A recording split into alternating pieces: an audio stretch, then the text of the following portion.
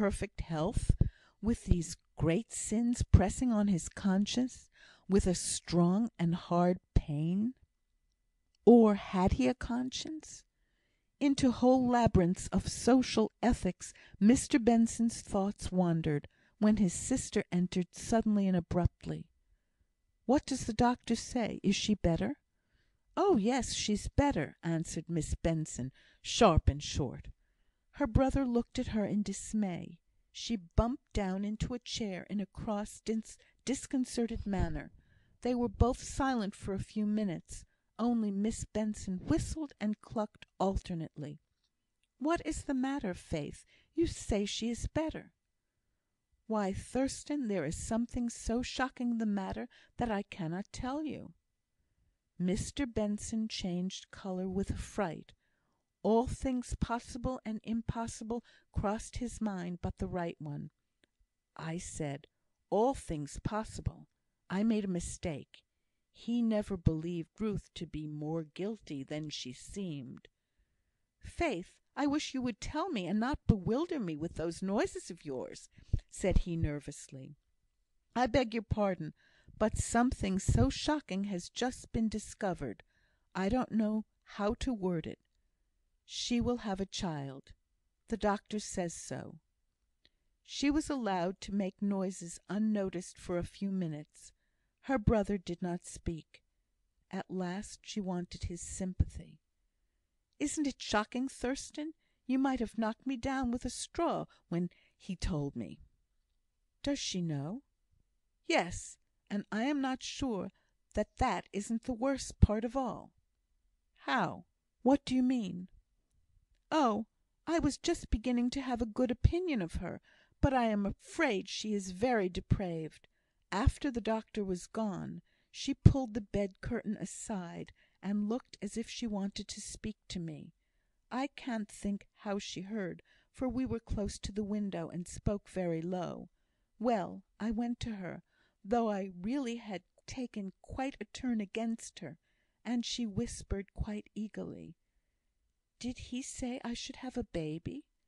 Of course I could not keep it from her, but I thought it my duty to look as cold and severe as I could. She did not seem to understand how it ought to be viewed, but took it just as if she had a right to have a baby. She said, 'Oh, my God, I thank Thee! Oh, I will be so good!' I had no patience with her then, so I left the room." "Who is with her?" "Mrs Hughes.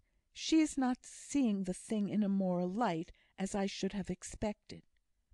Mr Benson was silent again. After some time he began: "Faith, I don't see this affair quite as you do. I believe I am right." "You surprise me, brother. I don't understand you." "Wait a while. I want to make my feelings very clear to you, but I don't know where to begin, or how to express myself. It is indeed an extraordinary subject for us to have to talk about, but if once I get clear of this girl, I'll wash my hands of all such cases again." Her brother was not attending to her. He was reducing his own ideas to form. "Faith, do you know I rejoice in this child's advent?" "May God forgive you, Thurstan, if you know what you are saying. But surely it is a temptation, dear Thurstan." "I do not think it is a delusion. The sin appears to me to be quite distinct from its consequences." "Sophistry and a temptation," said Miss Benson, decidedly. "No, it is not," said her brother, with equal decision. "In the eye of God, she is exactly the same as if the life she had led had left no trace behind. We knew her errors before, Faith." "Yes, but not this disgrace, this badge of her shame." "Faith, Faith, let me beg of you not to speak so of the little innocent babe, who may be God's messenger to lead her back to Him. Think again of her first words, the burst of nature from her heart. Did she not turn to God, and enter into a covenant with Him? 'I will be so good.' Why, it draws her out of herself. If her life has hitherto been self-seeking and wickedly thoughtless, here is the very instrument to make her forget herself and be thoughtful for another.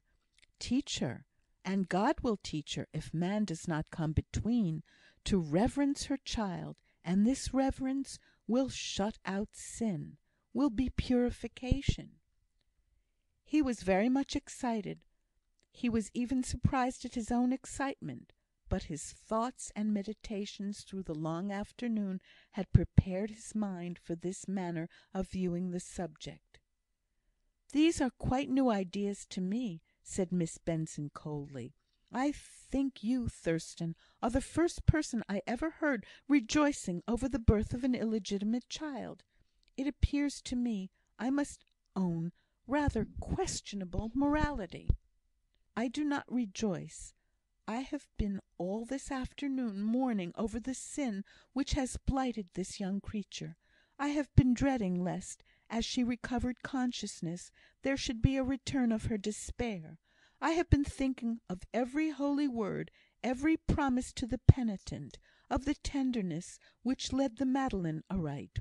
I have been feeling severely and reproachfully the timidity which has hitherto made me blink all encounter with evils of this particular kind. Oh, Faith, once for all, do not accuse me of questionable morality, when I am trying more than ever I did in my life to act as my blessed Lord would have done."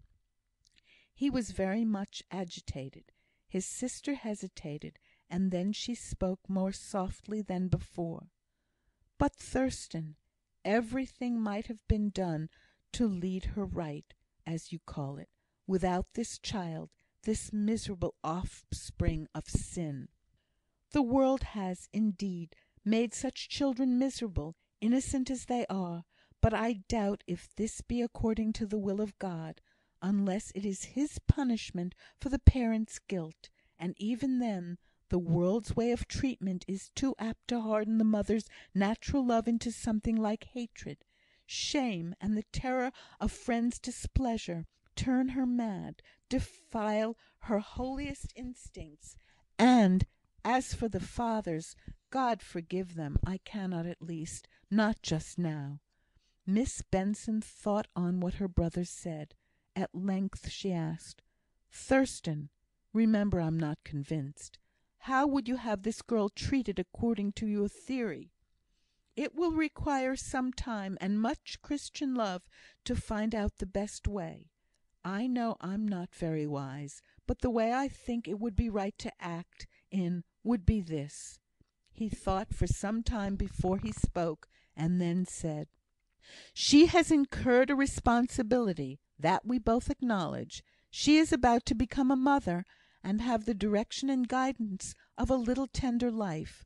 I fancy such responsibility must be serious and solemn enough, without making it into a heavy and oppressive burden, so that human nature recoils from bearing it. While we do all we can to strengthen her sense of responsibility, I would likewise do all we can to make her feel that it is responsibility for what may become a blessing." "Whether the children are legitimate or illegitimate?" asked Miss Benson dryly. "Yes," said her brother firmly. "The more I think, the more I believe I am right. No one," said he, blushing faintly as he spoke, "can have a greater recoil from profligacy than I have. You yourself have not greater sorrow over this young creature's sin than I have. The difference is this: you confuse the consequence with the sin." "I don't understand metaphysics." "I am not aware that I am talking metaphysics. I can imagine that, if the present occasion be taken rightly, and used well, all that is good in her may be raised to a height unmeasured but by God. For while all that is evil and dark may, by His blessing, fade and disappear in the pure light of her child's presence.